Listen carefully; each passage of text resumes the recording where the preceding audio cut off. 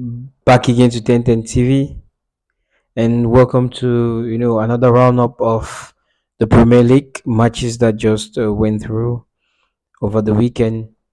We know it's not been a good one for the Gunners. It's not been a good one for Arsenal. Arsenal didn't really perform at all. Looking at the fact that Arsenal needed at all cost to keep winning their matches, and hope that along the line somebody would do them a favor. Maybe we would have the likes of maybe Manchester City or another team, just hoping that Liverpool might drop some points. But it was really it was really not a good performance from the Gunners at all. We can see that the team is lacking something. The team is lacking some motivation. The team is lacking. Just looking at the slim attack line, it just makes us try to like reason, okay, what has Arsenal got so far to give this season? Yes, the likes of Martinelli, the likes of Bukayo Saka. It was incredible to have Ben White come on just even for a few minutes.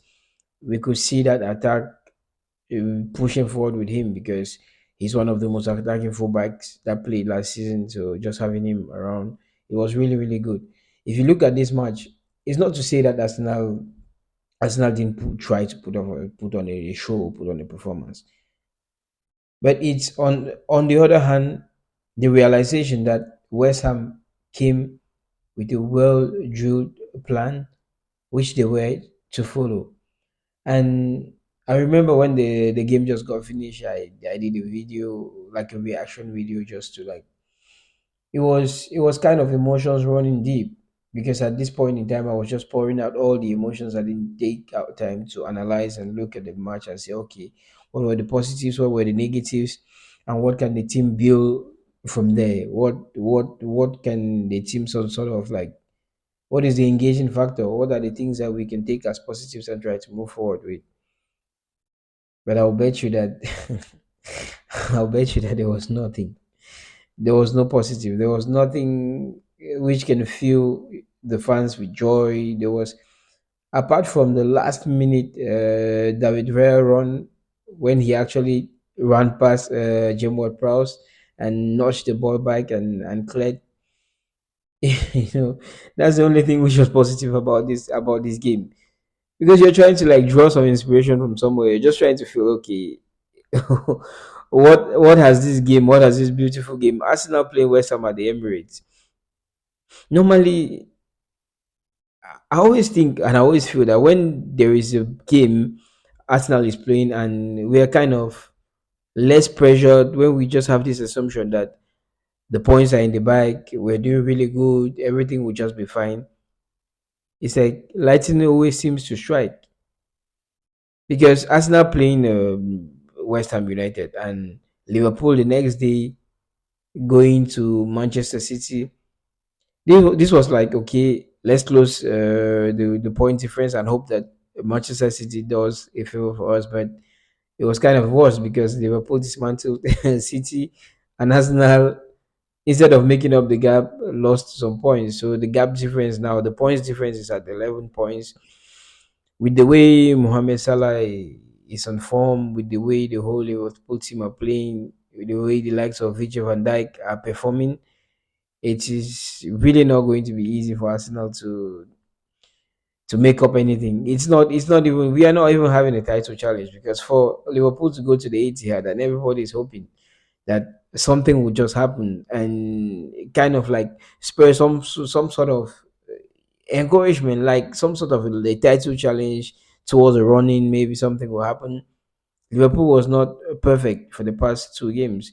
They have been dropping points, and everyone thought like, okay, this is the right moment for Arsenal to come in, capitalize, and also hoping that City, being the force they have been in the past years.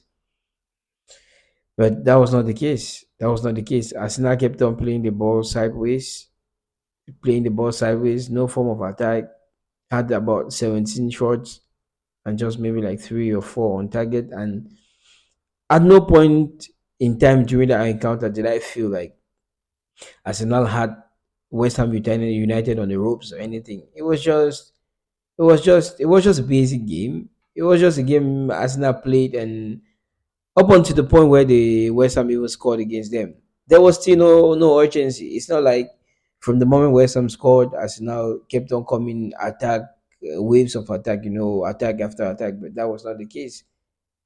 We could just see that for an Arsenal team to be playing and have just Raheem Sterling sitting, and we cannot even call on Raheem Sterling during the course of the encounter. We are hoping that we want to win this game.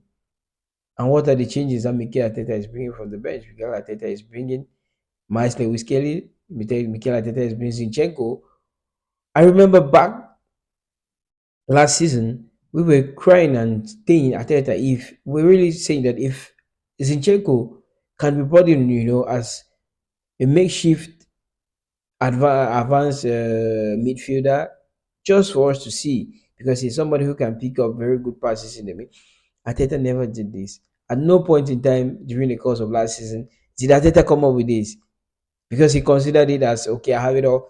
And then when we need it most, like this is a game that everything depends on, like needs most.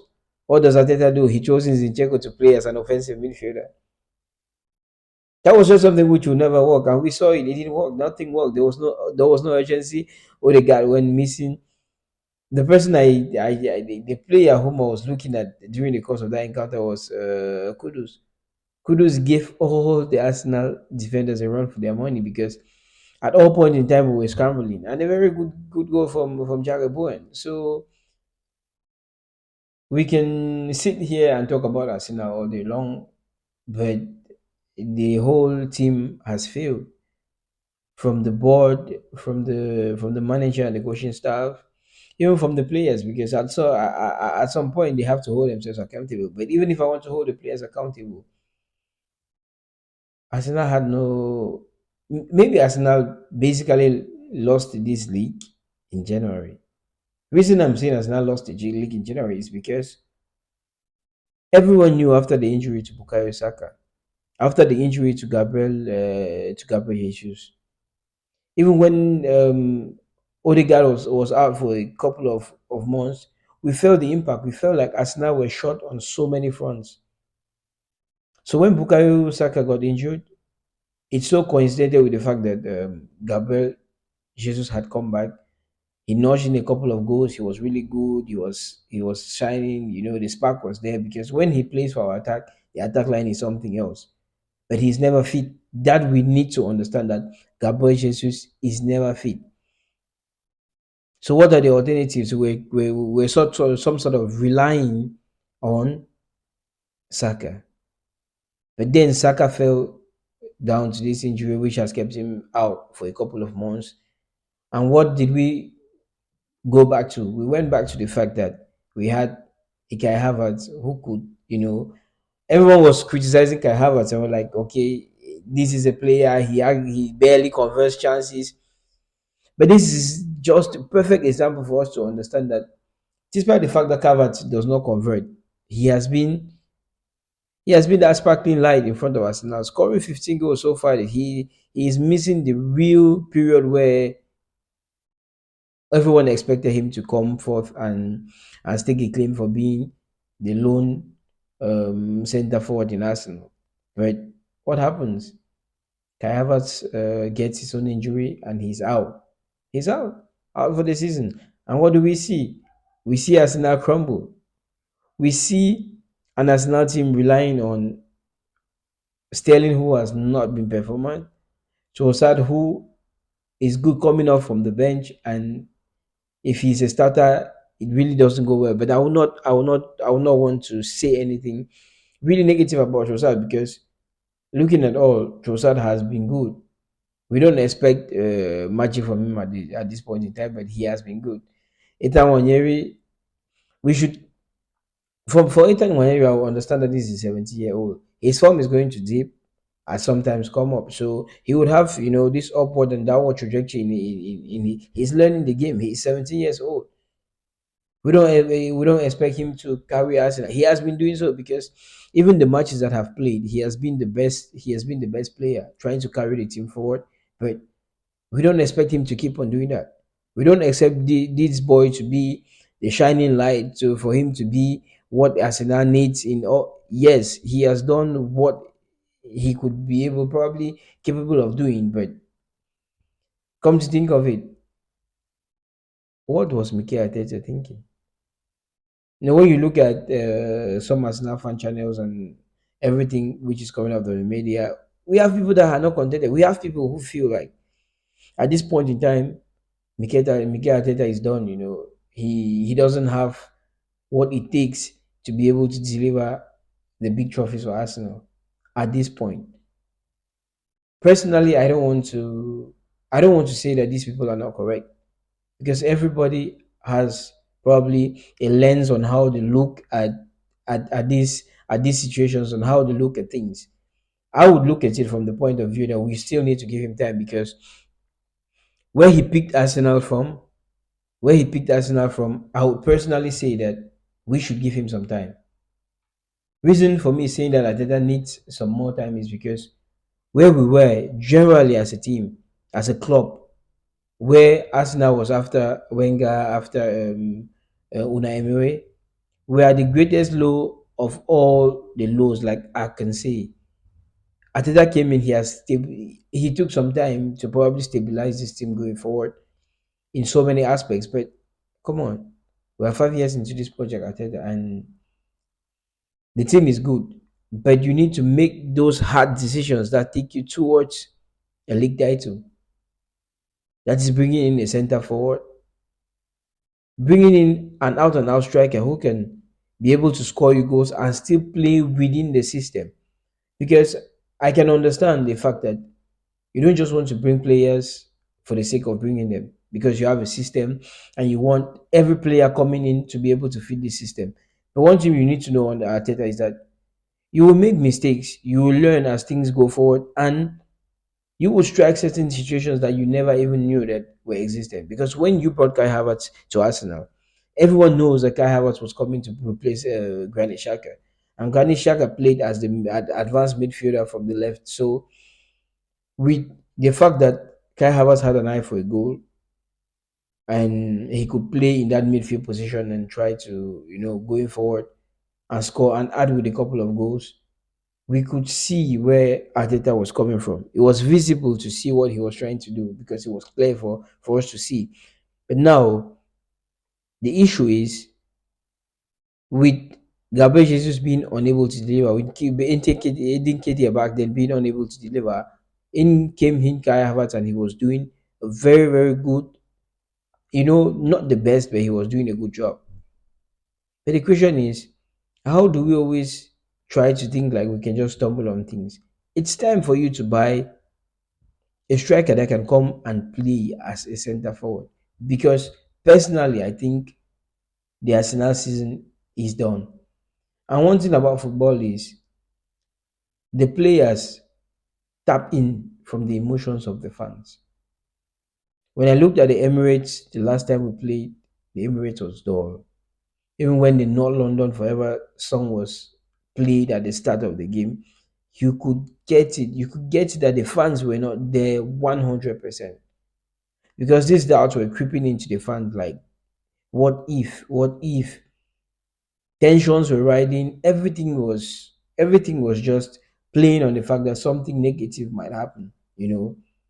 This was just like, and I can see that these players kind of felt this negative energy, and that's why the performance was dull, and that's why everything, like, basically all West Ham needed was to just score this goal. After scoring the goal, that was it. Every player defended and tried to play on the counter attack, with Kudus and Jared Bowen being the outlets for them. So this is simply what they needed, and they mastered to perfection, because they limited the Arsenal team to shots from the 18-yard meter, to crazy shots. And what was really unbearable to see is we had a dangerous free kick. We had a dangerous free kick, and to think that Odegaard is there. There are players that when they go and get stuff, they come up. Who took it? Sterling. and he could barely beat the wall. So for me, I think the experiment with Sterling, to first of all start with that, is didn't go well at all. I think Sterling was a panic buy. Everyone said it. He came with little confidence, despite all the snippets, the short videos that the Arsenal as a club tried to bring forward to us when he played during the training and the start of the whole season. We just felt like something wasn't clicking right. Something was definitely wrong somewhere. Like, even if they try to push this narrative to us, as Sterling would be that player who would come in, Ateta worked with him at Manchester City, they might just revive some sort of form and get him playing the best of his football and everything. But you could see clearly that there is something, there is something not adding up with Sterling. You could see. So all the players were down. The games finished. All the players were down, and everyone kept on saying it's time to group. Don't put the heads down. We lose as a team, we win as a team. So it's happened. We just need to take it going forward. But I don't want to be rushed in saying that with this doubt creeping in, it will be so difficult. The best players are out because Saka is out. Havertz, who has scored the most goals at the point, is out. So there is really nothing driving us as a team. That force which we need, that driving force which we need as a team is not existing at the moment. So the question now is, how as a team do we go forward? It's so hard. It's so hard to keep on relying on players. We know clearly that they're down in confidence. They are not the best players. These are players that tap off the emotions of others. So when we look at the whole situation, it's not a good one. So before I move forward, I'll just go to look at the games that play on Saturday. So we can look at the various games that played on Saturday and try to see what happened, what are the standings, and how it's going. So on Saturday, the first match of the day was Everton playing against Manchester United. That was another crazy game because Amorim has come in. He's trying to change everything for Manchester United. He's trying to play with the three at the back. Have two midfielders and then the wide players and the two tens with the center forward. For me personally, I feel this formation does not go well in the Premier League because as a big team, when you play with three people at the back, the resisting the Premier League is very fast, and the transition of the ball in the Premier League is very fast. It means that it's either your wide players who are meant to be wingers and doing more of an attacking job. If you're not holding the ball for the majority of the play, you would see that you would definitely be playing five people at the back instead of three, because it's the two white players who are supposed to be playing they are the defensive compartment. They will, as wingers, they will finally find themselves playing in the defense. Whereas you already have three players in the defense, that's five after the team, means you're playing with five players going forward and it cannot go. So for me, Ruben Amorim came in. He's saying all the right things, how Manchester United needs to change, how he needs to change the philosophy. This is something that is going to take time for it to happen. Yes, it's understood that it's going to take time for it to happen. But the way United are currently losing games, if I look at let me just look at, at standings now, because the way United are currently losing games, this is not something that anyone envisaged. Because you look at the league table, United are 15th and Everton are 14th. No, yes, Everton 14, United 15. Come to think of it, that David Moyes has come to Everton and he has changed something which you can visibly see that this is a team that is undergoing some sort of change. This is a team that is playing with an identity, what the manager has instilled in them. Really play, and you can see the differences.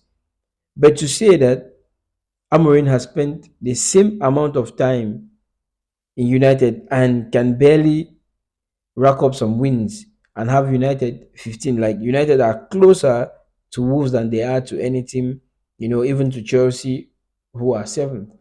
United are 15th in the league table just with 30 points. So at this point in time, I would say that United are too good to be talking about the relegation battle or something. He might be bad, but it hasn't come to that. But what this manager has to take accountability for is how difficult and stubborn he is with his tactics. Yes, the Portuguese league is not on the same level with the Premier League. Like I said before, the Portuguese league is not a fast league as the Premier League. Transitions in the Premier League are very, very fast. Everyone is physical. So you might have teams who are not doing really well, but once they get to you, like the situation Everton did, once they get to you, you would feel it. So Amorim staying on the fact that he must play this, and even the fact that he scapegoated Marcus Rashford, whom I still think, and I will say today that before leaving Manchester United, he was still the best player. He was still the best attacker. Many people would say, "Oh, he doesn't track back. He doesn't do this."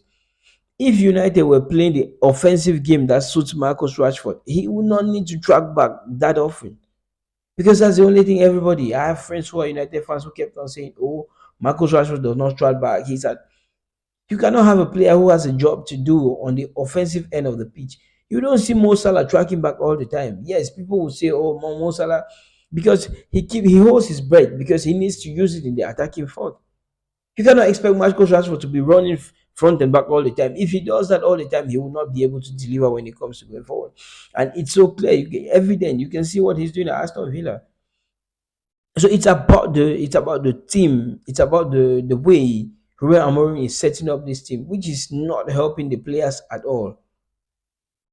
Because if players keep losing, the first half they were non-existent in the match.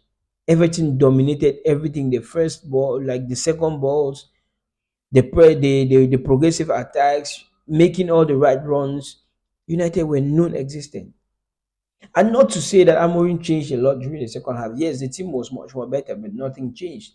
Just the fact that there was a brilliant free kick from Fernandez and an individual brilliant goal from Ugarte. We should not be fast at saying, "Oh, the players are this, the players are bad." The manager now has to come under some scrutiny.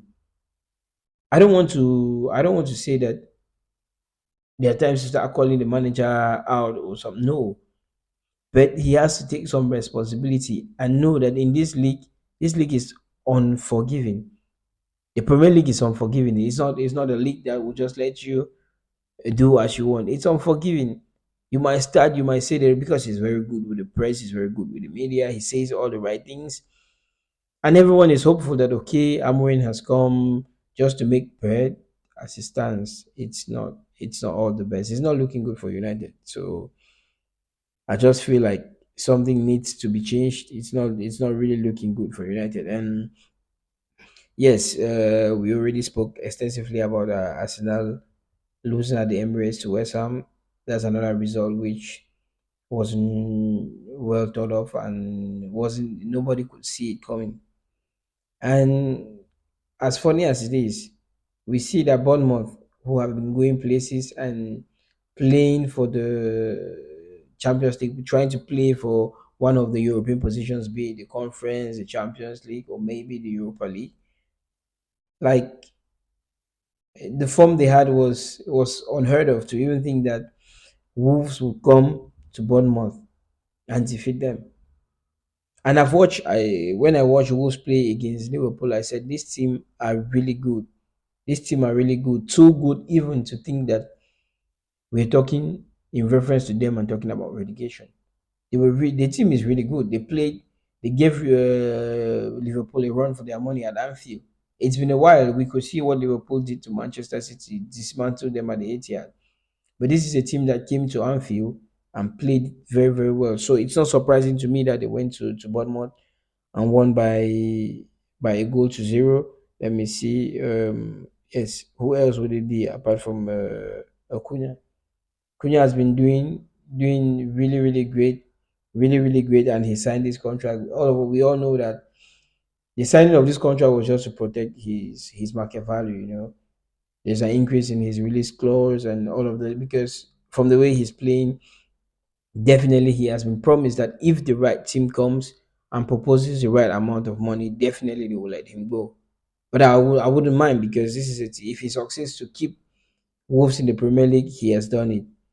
Also, it was really not a good day for Fulham. These are teams that have been performing very well. I see that Crystal Palace went to Fulham, put in a very good performance, won 2 goals to zero, and this is what was not even. And I am not sure that there's anyone who would have beforehand predicted that this is the type of result that would be happening, because everyone looked at the whole Premier League.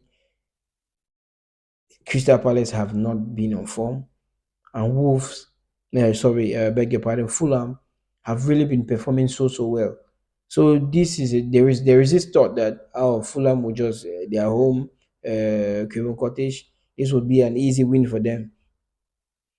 But the Premier League never. The Premier League always happens to have these mysterious days or match games where things just some sort of go opposite. Like no one can seem to predict what will happen, and this is one of those days.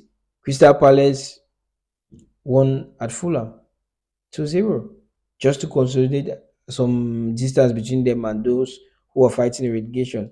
And now it's to the teams fighting relegation. Like I said, Ipswich, who came up, have been finding things really, really difficult. It's so hard for them to keep up this pace of the Premier League. They are playing really good. Kieran McKenna, who is like their manager, is trying to do all the right things, trying to implement, but it's still the Premier League. Like I said, it's a league that is unforgiving. It's a league that might just get away from you within a twinkle of an eye. So Tottenham, who needed this type of performance from their team, because everyone, they have been coming under some very, very high criticisms that the high line in which they play, it's causing a lot of injuries, and these injuries are not helping the team. Tottenham have also been very poor over the general course of the season. But looking at 2 goals from Brennan Johnson, looking at the goal from Spence and also Kulusevski. But what really caught my attention was Song Heung-min. Song Heung-min had a couple of assists. We could see that he was some sort of playing with this joy.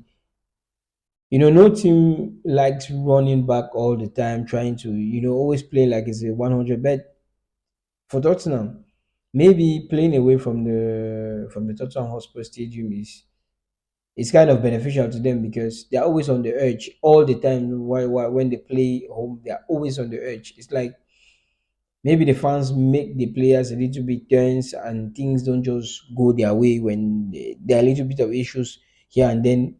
The whole team just gets more and more tense. So I feel like that is the major problem when it comes to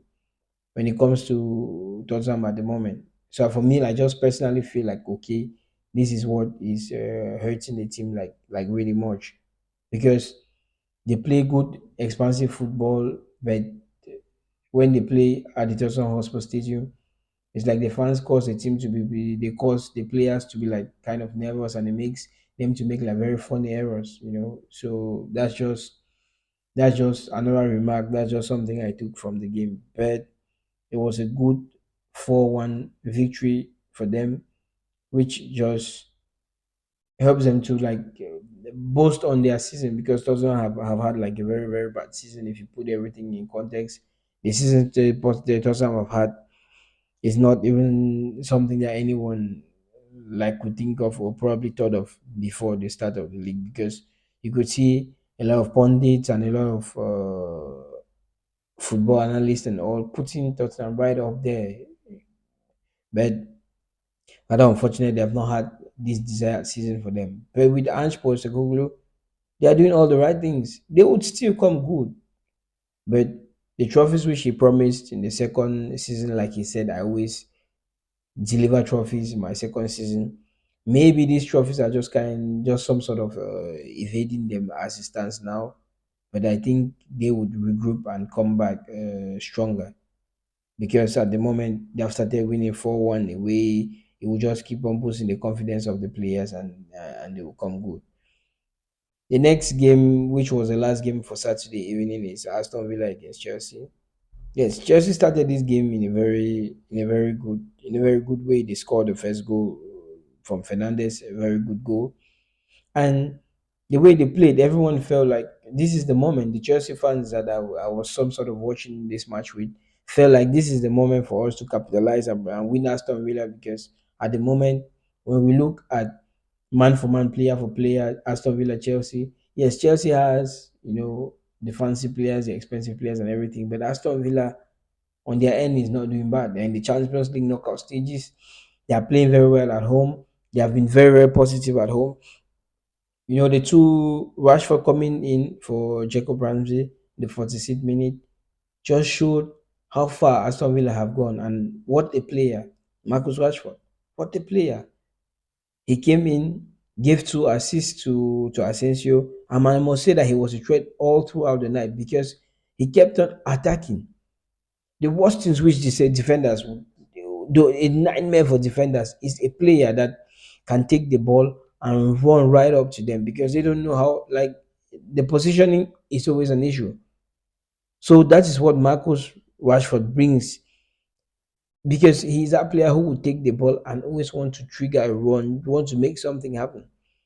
At this point, I would say that it's a win for Aston Villa and it's a lose for Manchester United because this thing could have been solved in other ways. When you look the way Marcos is performing now in Aston Villa, you can understand that a lot of things could have been done to salvage the situation and to keep him playing for United. But the relationship went sour, and there is no more we can say about it. It was a good win for Aston Villa as they're also trying to push upwards towards probably coming back in the Champions League or getting a Europa League spot. It's really not easy for all of the teams, but you can see visibly that everyone is trying. So when we look at Sunday, let me look at the games on Sunday. Okay, we had two games on Sunday.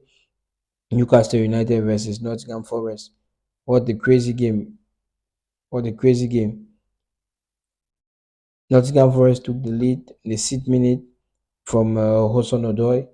And in came very fast goals, 4 goals from Newcastle United within the space of about 10 minutes. He scored 4 goals to take a 4-1 lead. And yes, I didn't watch this match, but I saw something from the manager. I saw him saying that if there was an additional time of maybe like 5 to 10 minutes, he is very sure that his team would have gotten something out of the game.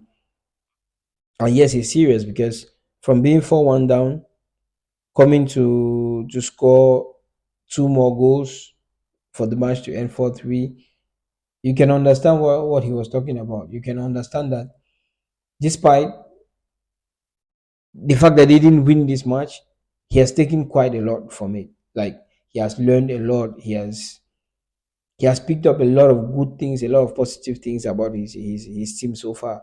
Because Nottingham Forest have exceeded the performance expectations from everybody. If you're a football fan and you watch football, you would understand that Nottingham Forest have done what nobody else could have thought of.